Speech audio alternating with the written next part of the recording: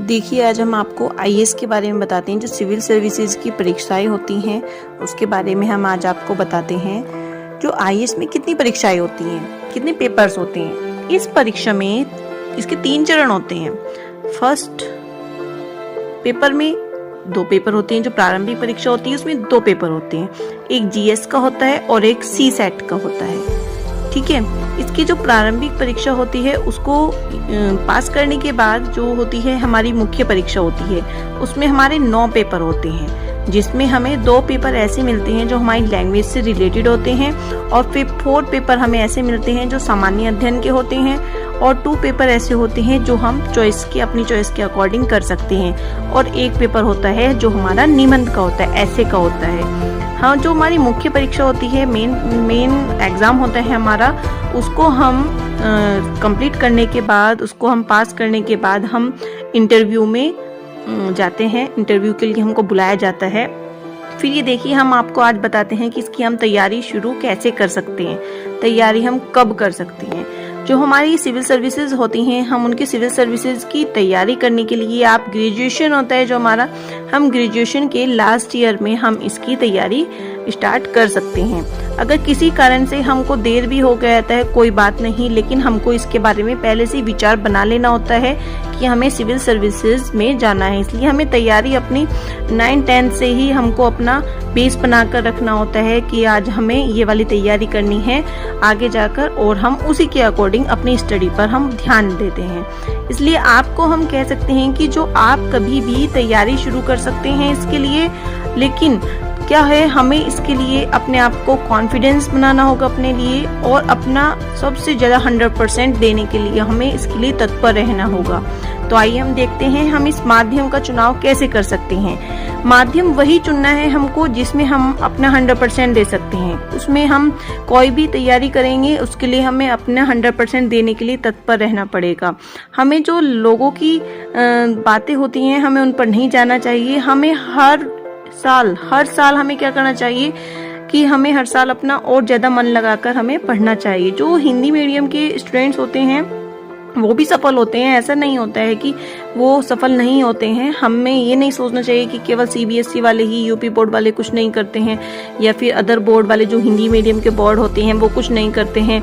ठीक है, मैं यूपी बोर्ड से हूँ, इसलिए मैं बता रही हूँ कि ऐसा नहीं होता। हम भी ये परीक्षाएं पास कर चुके थे, इसलिए ऐसा कुछ नहीं होता कि यूपी वाले नहीं कर सकते हैं। वो तो अपना लक होता है कि हम कर पाएंगे या नहीं कर पाएंगे, वो थोड़ा गॉड के ऊपर भी डिपेंड करता है। वो हमें जॉब देना चाहते हैं, वैसे तो हम अपना 100% लगाते हैं, लेकिन कहीं ना कहीं कमी रह जाती है जो हम चूक जाते हैं। इसलिए हमें क्या करना चाहिए, जो हमारी हिंदी है ना, हिंदी में हमें अपनी जो लिखने की क्षमता है उसको भी हमें अपने कंटिन्यू रखना चाहिए, क्योंकि जो ऐसे होते हैं वो आप हिंदी में ही लिखने के लिए आते हैं। जो ऐसे होते हैं तो हमारी जो लेखन शैली होती है, राइटिंग स्किल्स होती हैं हमारी, जो हमें उसको बेहतर से बेहतर बनाने का प्रयास करना चाहिए।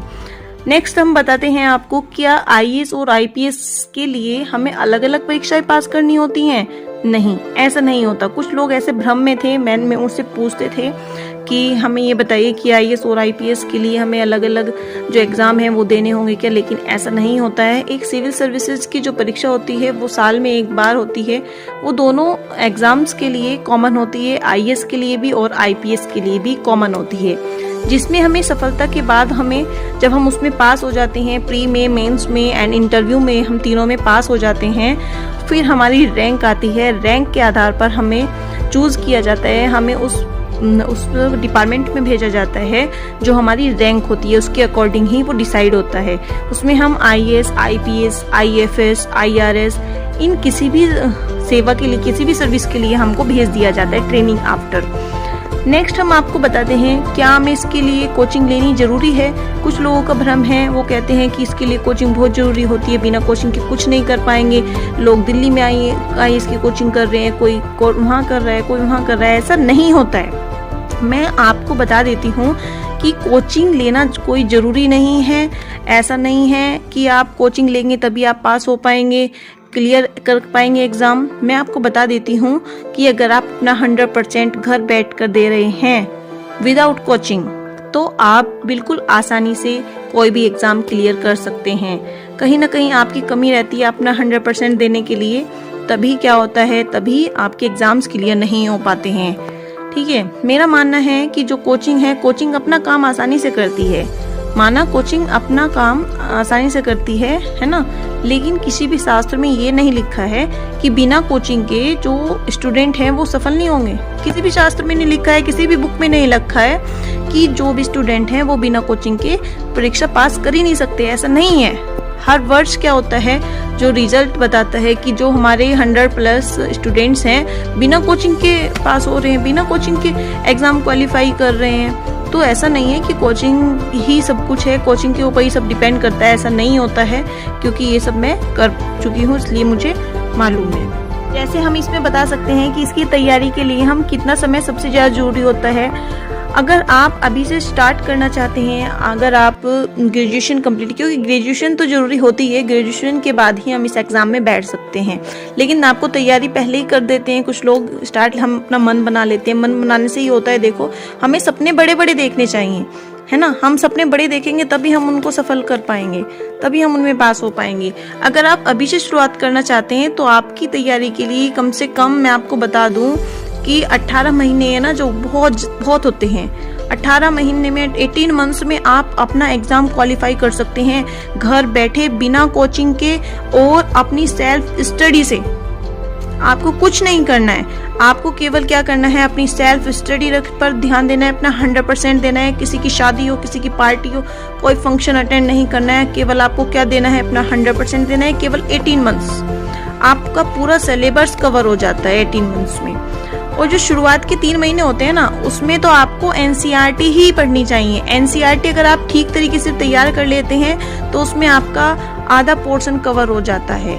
और जो बाकी के 12 महीने होते हैं ना, है ना, 12 महीने में आप अपनी सब्जेक्ट के अकॉर्डिंग तैयारी करें। मैं आपको बता रही हूँ ना कैसे करना है आपको। 3 महीने में आपको NCERT पढ़नी है स्टार्टिंग के, क्योंकि NCERT के बाद ही आज जो सब्जेक्ट हैं उस पर अपना कंसेप्ट बना पाएंगे। और जो फिर उसके बाद के 12 महीने होते हैं आपको सब्जेक्ट के अकॉर्डिंग तैयारी करनी है।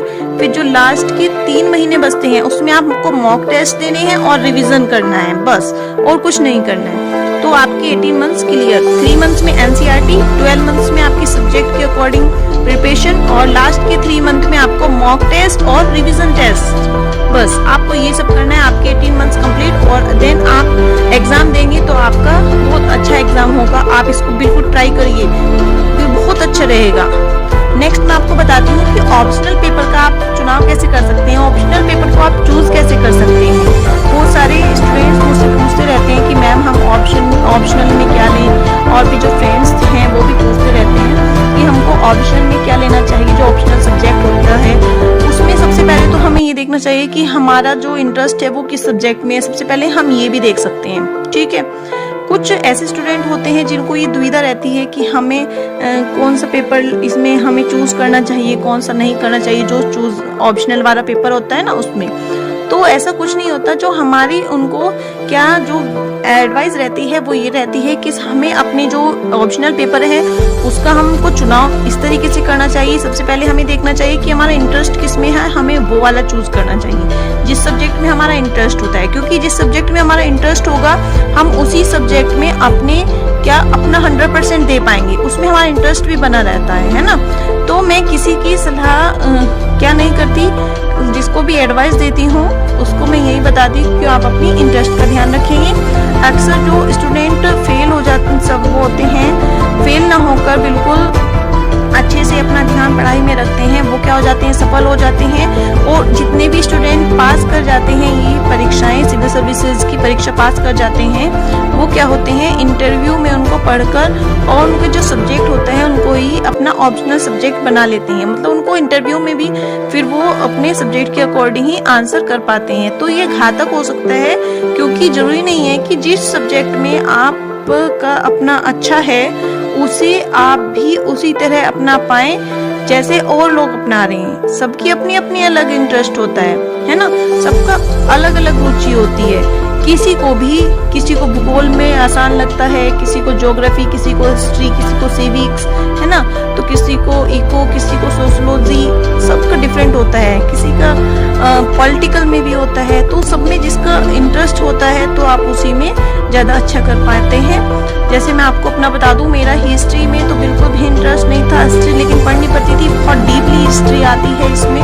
जो सिविल सर्विसेज की परीक्षाएं होती हैं, एग्ज़ाम होते हैं, बहुत से ऐसे भी हैं जिन्हें ज्योग्राफी पढ़ने से डर लगता है, बहुत से ऐसे जिसे हिस्ट्री पढ़ने से डर लगता है ना। मोस्टली जितने साइंस के स्टूडेंट्स होते हैं वो क्या करते हैं, पॉलिटिकल भी लेते हैं, है ना, अपना साइंस का सब्जेक्ट भी ले सकते हैं। तो लेकिन हमको क्या करना चाहिए, अपने इंटरेस्ट के अकॉर्डिंग ही लेना चाहिए। मैं तो यही कहूँगी, मेरा मानना यही रहेगा कि आप अपने सब्जेक्ट के अकॉर्डिंग ही आप अपना सब्जेक्ट चूज करें।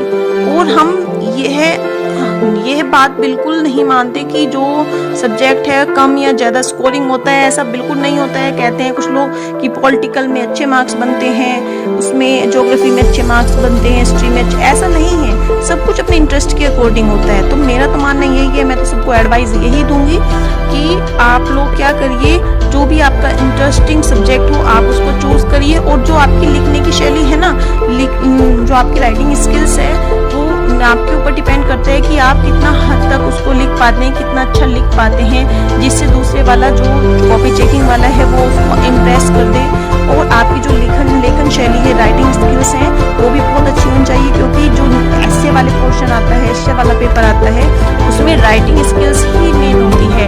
इसलिए मैंने आज आपको बताया, क्योंकि मुझसे काफ़ी लोग पूछ रहे थे कि आप हमें बताइए कि आईएएस की जो एग्ज़ाम्स होते हैं उसमें हम कैसे कैसे करना है हमको, कि उसमें जो सिविल सर्विसेज होती है, मैंने आपको बताया कि उसके 2 पेपर होते हैं, जीएस और सीसेट का होता है, उसके 9 पेपर होते हैं, है ना। मेन होती है ना, जो स्टार्टिंग में जो प्री परीक्षा होती है, प्री एग्जाम होता है, उसमें 2 पेपर होती हैं। फिर जो आपका मेन एग्जाम होता है उसमें 9 पेपर होते हैं, और फिर 2 ऐसे हमारे ऑप्शनल पेपर होते हैं। 4 पेपर तो उसमें 9 में हमारे जो 9 पेपर होते हैं उसमें 4 पेपर तो हमारे किसके होते हैं, जो सामान्य अध्ययन होते हैं, जीएस के होते हैं। 2 पेपर हमारे कैसे होते हैं, हमारी चॉइस के अकॉर्डिंग होते हैं, और 1 पेपर होता है हमारा एसए को होता है। और फिर उसके बाद डायरेक्ट इंटरव्यू होता है। अगर हम ये सब दोनों परीक्षा प्री और मेंस पास कर लेते हैं, फिर इंटरव्यू होता है, ठीक है। तो फिर मैं आपको नेक्स्ट वीडियो में कभी बताऊंगी, आपको जैसे लोग क्वेश्चंस कर रहे हैं मैंने उसके अकॉर्डिंग बताया, मैं आपको बताऊंगी आगे भी कि हमको इसकी तैयारी और किस तरीके से करनी चाहिए, और डीपली बताऊंगी मैं आपको। तब तक आप ये वीडियो देखिए और आप लाइक कर दीजिए इस वीडियो को। अगर आपको अच्छी लगी है तो कमेंट बॉक्स में मुझे बताइए। अगर आपको कुछ और भी पूछना है, कुछ आपके और क्वेश्चंस हैं, तो आप मुझे कमेंट बॉक्स में पूछ सकते हैं। Okay, bye. आपने अगर हमारे चैनल को अभी तक सब्सक्राइब नहीं किए है तो प्लीज़ आप चैनल को सब्सक्राइब भी कर दीजिए, ताकि आने वाली और वीडियोस भी आपको मिलती रहें, और आगे की जो वीडियोस हैं